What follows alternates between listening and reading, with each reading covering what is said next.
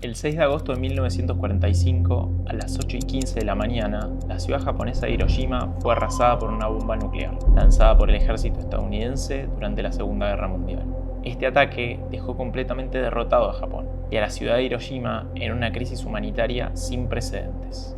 Detrás mío está uno de los vestigios que quedaron de ese ataque, uno de los pocos edificios que quedaron de pie.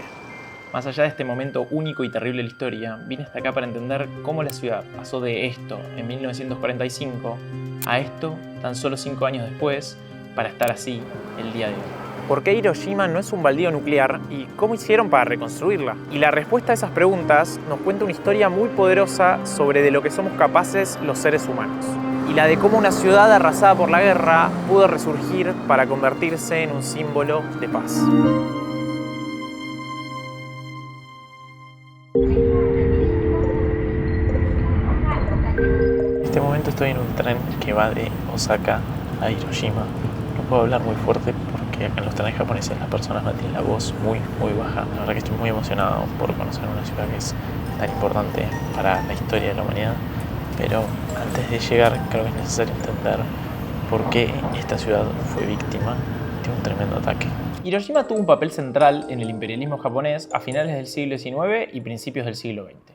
El ejército ocupaba un lugar importante en la vida de la ciudad. Era una ciudad donde cientos de miles de civiles hacían sus vidas.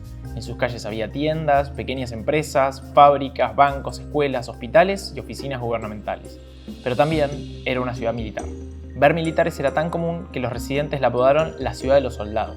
Este es un mapa de Hiroshima en 1930, años antes de su destrucción. Este de acá era el distrito militar, del que vamos a hablar más adelante. Cuando pensamos en la ciudad, obviamente lo primero que pensamos es en el bombardeo, pero eso quizás borra un poco el rol que tuvo la ciudad durante la guerra. Que igual ese rol no justifica para nada la necesidad o incluso la moralidad de un ataque nuclear, pero da un poco de contexto para entender por qué en 1945 esta ciudad quedó en la mira de un ataque atómico. En mayo de 1945, los estrategas estadounidenses pusieron a Hiroshima en la lista de ciudades japonesas como objetivo de un ataque atómico. Fue en ese momento que la historia de Hiroshima como ciudad se cruzó con el evento que marcaría el amanecer de la era nuclear. Hiroshima era una de las dos grandes ciudades que para agosto de 1945 todavía no habían sido víctimas de ataques aéreos masivos. Pero esto no fue un accidente logístico. Los comandantes estadounidenses dejaron a esta ciudad al margen de las bombas incendiarias a propósito, con la idea de que podría servir como un campo de pruebas virgen para un ataque atómico en una ciudad moderna. Los planificadores creían que la cuenca generada por las colinas que rodean la ciudad generarían un espacio ideal para que el ataque sea aún más destructivo. Ese ataque se extendió rápidamente por toda la ciudad, donde el 90% de los 76.000 edificios que habían fueron destruidos parcial o totalmente. El 40% de la ciudad quedó reducida a cenizas. La explosión mató instantáneamente a 80.000 residentes de Hiroshima y para finales de año el número de muertos aumentaría a 141.000 por los supervivientes que fallecieron por enfermedades relacionadas con su exposición a la radiación. La ciudad había quedado irreconocible. Lo que había sido una ciudad militar en expansión y un gran centro de transporte ahora era un páramo nuclear. Hiroshima había dejado de existir.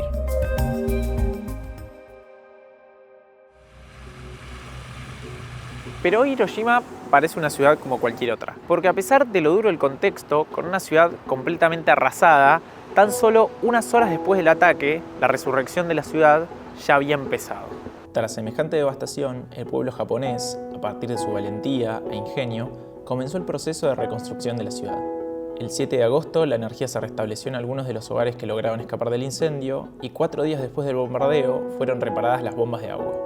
Para fines de 1945, ya todos los hogares sobrevivientes tenían luz y agua. La comisaría de policía de Higashi fue convertida en el centro de las operaciones de búsqueda, rescate y socorro de personas. Pero la reanudación de los servicios de forma tan rápida no fue solo gracias al trabajo estatal, sino también gracias al esfuerzo cívico.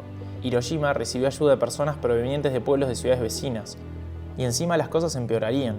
Semanas después de la bomba, la naturaleza castigó a la ciudad. El tifón Ida arrasó por varios lugares del Océano Pacífico, dejó inundadas a grandes zonas y arruinó muchos de los hospitales temporales que se habían hecho. Pero eso también tuvo un pequeño aspecto positivo, que es que a partir de la tormenta, gran parte de la radiación fue arrastrada al mar. así que los niveles de radiación disminuyeron.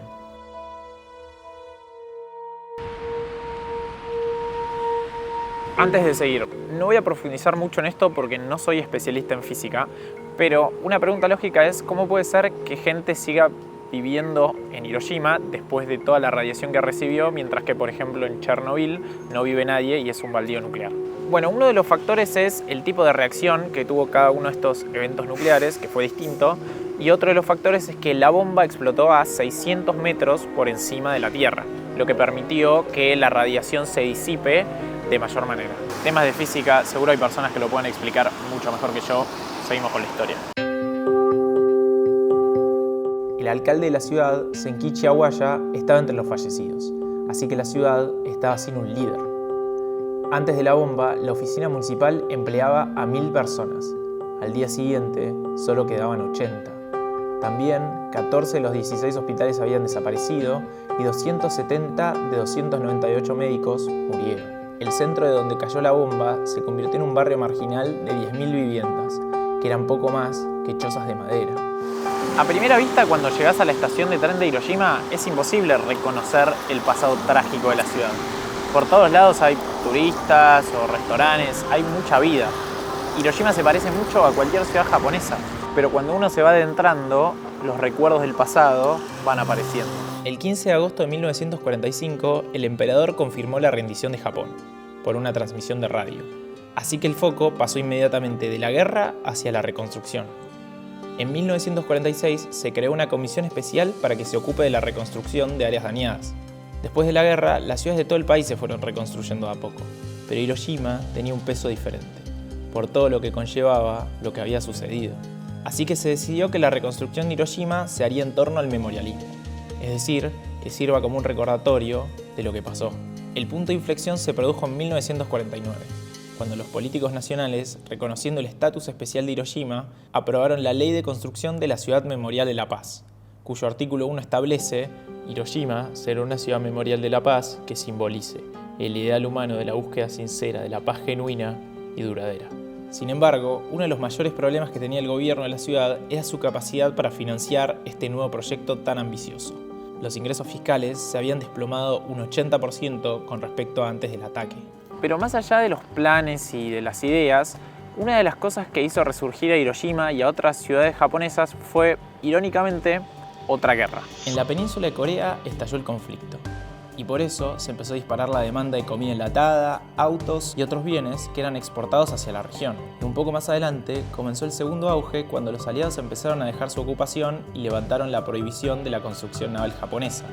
Así se abrieron fuentes de financiación que antes estaban cerradas a los urbanistas y el gobierno central acordó entregar gratuitamente terrenos de propiedad estatal y militar.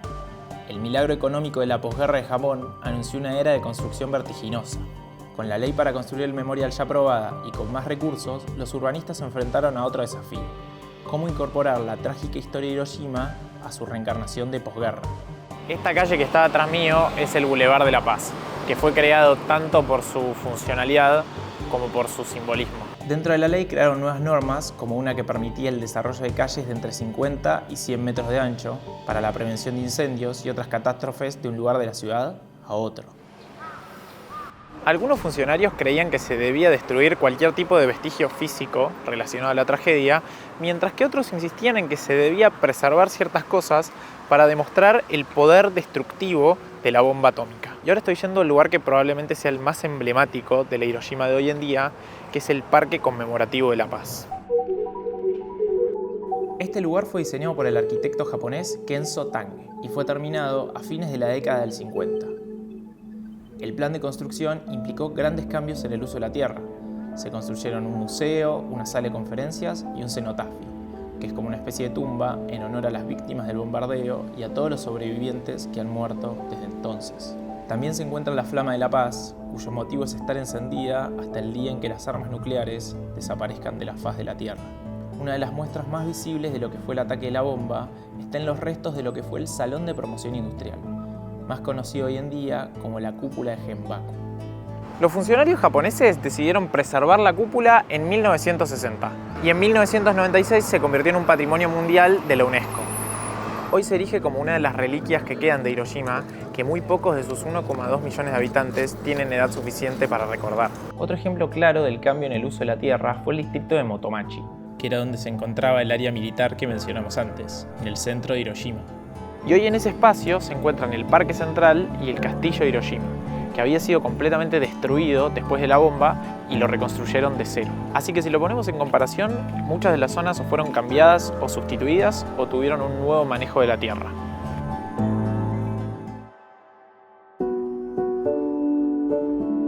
Y estas son las dos caras que se pueden ver en la ciudad. Por un lado, Hiroshima se parece mucho a cualquier otra ciudad japonesa, con departamentos y oficinas, luces de neón y cafeterías. Hiroshima da la impresión de ser una ciudad próspera y amigable. Pero ahora que quedan cada vez menos sobrevivientes de aquel 6 de agosto, existe el riesgo de que los recuerdos de la oscura historia de la ciudad se extingan, junto con los últimos testigos de lo que fue el violento amanecer de la era atómica. La decisión de convertir a Hiroshima en una ciudad que sirva como memorial jugó un rol muy importante en su recuperación, pasando de ser una ciudad militarizada a un popular destino turístico. Y por eso, estos monumentos son de gran valor, porque cuentan la historia de la ciudad. Por un lado, son un testimonio duradero del horror y una de las peores atrocidades realizadas en la historia de la humanidad. Pero por otro, son una muestra de la milagrosa recuperación que llevó a la ciudad a convertirse en lo que es hoy, contra viento y marea. Y estando acá me genera una ambigüedad muy fuerte con la idea de que los humanos fueron quienes destruyeron Hiroshima, pero fueron también los humanos los que la reconstruyeron.